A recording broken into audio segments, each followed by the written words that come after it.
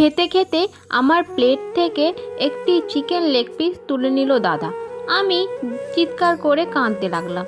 মা দাদাকে বকলো। কিছুক্ষণ পর মা ও বাবাকে দাদা বলল ও কলেজ করার জন্য একটা রুম ভাড়ায় থাকবে, সেখানে সুমন দাদা ও ওর দুই বন্ধু মিলে সেই রুমটা শেয়ার করবে। এতদিন পর সুমন নামটা শুনে বুকটা কেমন হয়ে গেল। আমি দাদাকে লেগ পিস তুলে দিয়ে বললাম, এটা তুমি খাও দাদা, অনেকদিন পরেই তো তুমি এসেছো। আমি বায়না করবো না, তুমি তো আমার ভালো দাদা। দাদা আমার দিকে অবাক হয়ে তাকিয়ে রইল। আমি বললাম, তুমি রুম শিফটিং করছো, অনেক কাজ, তোমার তো একা করতে খুব কষ্ট হবে, আমি তোমার কাজে হেল্প করতে চাই। তখন দাদা অমত জানায়। আমি বাবা মাকে বললাম, বাবা মা আমি দাদার সাহায্য করতে চাই। ও না কেন বলছে? বাবা মা দাদাকে বলল, ও যাক, তোর ভালোই হবে। দাদা চুপ করে গেল।